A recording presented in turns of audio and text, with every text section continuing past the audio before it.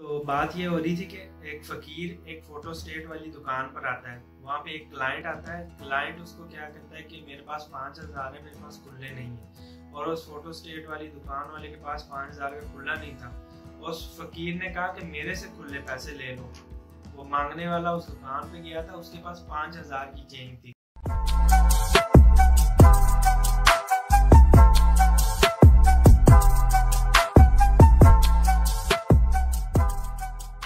Hello everyone, अस्सलाम वालेकुम। तो आज का व्लॉग करते हैं शुरू। और आज एक टॉपिक है, उस पर हम बात करेंगे। वो टॉपिक है जी कि हमारे अपने मुल्क पाकिस्तान में बेगर्स के लिए लॉ क्या कहता है और दुनिया का लॉ क्या कहता है, और दूसरे ममालिक में बेगर्स के हवाले से क्या कानून हैं, क्या सज़ाएं हैं, इस बारे में बात करेंगे। तो अभी मैं जा रहा हूँ हेयर कटिंग करवाने। मेरे हेयर्स जो है ना, उनका हाल बुरा हो गया है, बड़े हो गए हैं काफ़ी। वैसे तो बड़े रखने थे हेयर्स, लेकिन हेयर फॉल ज़्यादा हो गया है, तो इस वजह से मैंने सोचा कि कटिंग करवा लेते हैं। और अभी मैं कटिंग करवाऊँगा और रास्ते में जाते हुए आपसे बातें भी करते जाएंगे। फिर चलते हैं, जल्दी से कटिंग करवा के आते हैं और शेव भी करवा के आते हैं। यहाँ पर ना कुछ गलियाँ हैं जिनमें ना टफ टाइल्स वगैरह लगी हुई हैं। गिनती की 2-4 गलियाँ होंगी, बाकी सब जो है ना खस्ता हाल सड़कें हैं। तो हम बात कर रहे थे कि बेगर्स के लिए पाकिस्तान में लॉ क्या कहता है। तो लॉ कहता है कि ये कानूनन जुर्म है, लेकिन हमारे यहाँ जो माफिया है ना, वो कानून को अपनी जो है ना पैर की नोक पे रखता है। और मसला ये है कि यहाँ पर कानून को मानने वाला कोई नहीं है। तो मसला ये है, कानून को अगर कोई मानता नहीं है तो कानून की चलती भी नहीं है, क्योंकि माफिया यहाँ पे बहुत ज़्यादा स्ट्रॉन्ग है। और अगर हम बात करें बेगर्स की, तो छोटे से छोटा बच्चा लेकर बड़े से बड़ा जो है ना, वो भी मांग रहा होता है। और अदर कंट्रीज़ में इसकी सज़ाएं भी हैं बहुत बड़ी। मन के यूएई में बहुत बड़ा जुर्म है। अगर आप अदर नेशनैलिटी हो, आप मांगते हो, तो आपको फ़ौरन पकड़ेंगे, फ़ाइन करेंगे या डिपोर्ट कर देंगे आपको आपकी कंट्री में। और ख़ुसूसन हमारे अपने ही मुल्क के कुछ ऐसे लोग हैं जो भीख मांगना शुरू कर देते हैं वहाँ पे जाके भी। तो ऐसा करना नहीं चाहिए। बात यह है कि हम अगर इस कानून पे अमल दरामद ले आएँ तो मैं कहता हूँ कि बेरोज़गारी ख़त्म हो जाएगी और लोग काम करके पैसा कमाना शुरू कर देंगे। और अगर हम यही हाल रहा तो यहाँ पर लोग ऐसे भी हैं जो पेशावर फैमिली बिजनेस बन गया है उनका, कि उन्होंने भीख मांगनी है और बस अपना सर्किट चलाना है। तो ऐसे लोगों को ना ऐसे लोग जो हैं हमारे पाकिस्तान में, कि वो बड़े नरम दिल होते हैं और वो हकदार का हक खा जाते हैं। तो इसी पे आज हम अभी मैं हेयर कटिंग करवा लूँ, फिर उसके बाद बात करते हैं। तो आज मैं बात कर रहा था कि बेगर्स के हवाले से पाकिस्तान में लॉ क्या कहता है। तो लॉ तो ये कहता है कि ये कानूनन जुर्म है, लेकिन बात ये है कि हमारे यहाँ पाकिस्तान में मांगना एक पेशा बन चुका है। कोई ज़रूरतमंद है तो उसकी ज़रूरत रह जाती है, और जो दूसरे लोग हैं वो उनका हिस्सा ले जाते हैं। होता ये है कि हम पाकिस्तानी बहुत नरम दिल लोग हैं। हम कोई मांगता हुआ नज़र आता है हमें, तो हम उसको 10-20 रुपए दे देते हैं, लेकिन हमें वो जो लोग मांगते नहीं हैं, जो ज़रूरतमंद लोग होते हैं, वो नज़र नहीं आते हमें।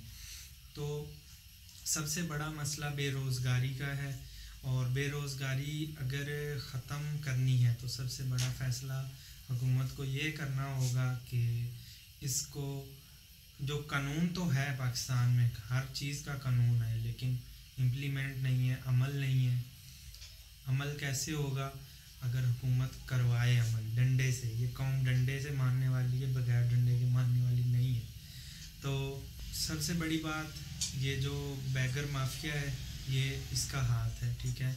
अगर कोई भी काम होने लगेगा, कोई कुछ होने लगेगा, तो ये माफिया जो है ना उस कानून के आड़े आ जाएगा। कानून तो वैसे भी अमीर लोग हैं उनकी जेब में होता है। बात ये है कि अगर इस कानून पे अमल हो जाए तो मैं दावे से कह सकता हूँ कि 50 to 70% बेरोज़गारी जो है ना वो ख़त्म हो जाएगी। लोग कमा कर खाना जब शुरू कर देंगे ना तो भीख मांगने वाला आपको कोई सड़क पे नज़र नहीं आएगा। तो इसका हल सिर्फ़ और सिर्फ यही है कि कानून को अमल में लाया जाए और तभी हम अपने मुल्क को भिखारियों से पाक कर सकते हैं।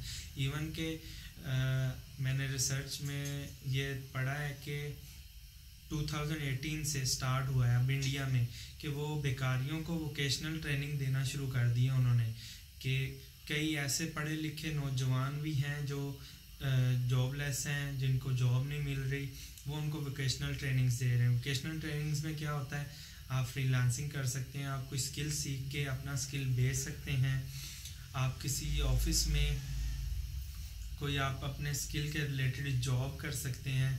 तो ये सबसे अच्छा उनका एक अमल है कि उन्होंने शुरू किया है, तो हमें भी करना चाहिए। इवन कि हमारे पाकिस्तान में वोकेशनल ट्रेनिंग इंस्टीट्यूट्स हैं जो फ्री एजुकेशन दे रहे हैं, लेकिन हमें अपने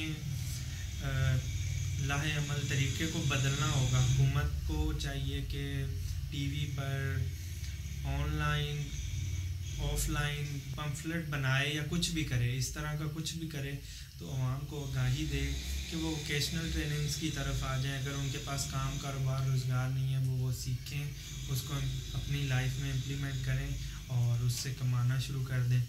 दुआ यही है कि ये जो माफिया है, बैगर माफिया, इसको अल्लाह हिदायत दे दे और ये लोग जो हैं ऐसे काम छोड़कर लोगों के लिए रोज़गार का ज़रिया बन जाए तो अच्छी बात है। इस बैगर माफिया के लिए मेरी सजेशन यही है।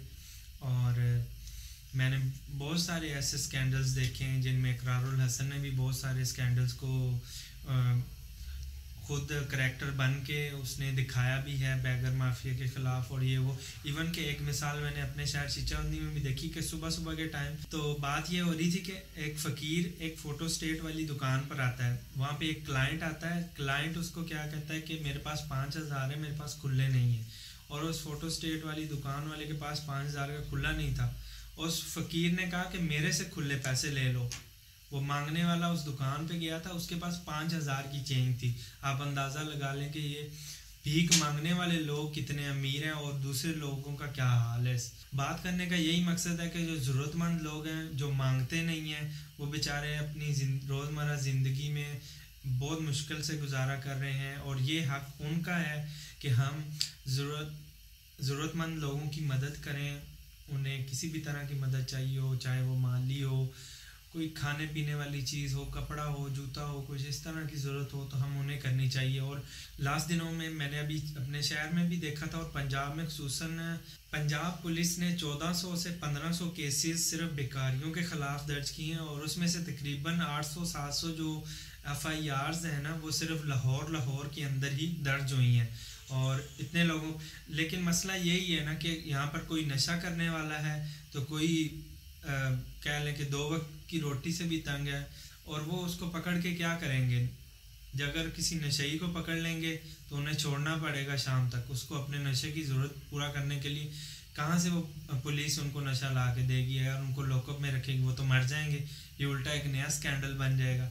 मंशियात का जो धंधा है वो भी हमारे मुल्क में बहुत ज़्यादा बढ़ चुका है, और इस पर भी कोई बात करने वाला नहीं है। इवन कि हमारे अपने चिचावंदी में भी मैंने बहुत जगहों पर देखा है कि सुबह सुबह के टाइम लोग नशा ख़रीदने के लिए लाइनों में लगे होते हैं, और सब मैंने वही देखे हैं, वो जो कूड़ा चुनने वाले भिखारी बने होते हैं ना वही होते हैं। और ऐसे लोगों को आप भी इग्नोर करें, और अगर आपको कहीं भी कोई मांगने वाले, भीख मांगने वाला कोई ज़रूरतमंद नज़र आता है तो उसकी मदद करें। इवन कि अगर आपको कोई ऐसे ही कोई ग्रो नज़र आ जाता है मांगने वालों को, तो फ़ौरन आप 15 पे कॉल करें और पुलिस को इन्फॉर्म करें। और पुलिस का क्रैक डाउन इनके ख़िलाफ़ चल रहा है, आप पुलिस की मदद करें और इनको हमने अपने पाकिस्तान से साफ़ करके रहना है इंशाल्लाह। तो मिलते हैं फिर अगली वीडियो में, तब तक के लिए इजाज़त दीजिए। और अगर अभी तक आपने मेरा चैनल सब्सक्राइब नहीं किया तो सब्सक्राइब कर लें। और इवन कि मैंने नाम चेंज किया है, तो नाम चेंज करने की वजह से भी मुझे सब्सक्राइबर्स मिलना शुरू हो गए। Thank you all of you, और दुआओं में याद रखिएगा। अल्लाह हाफिज़।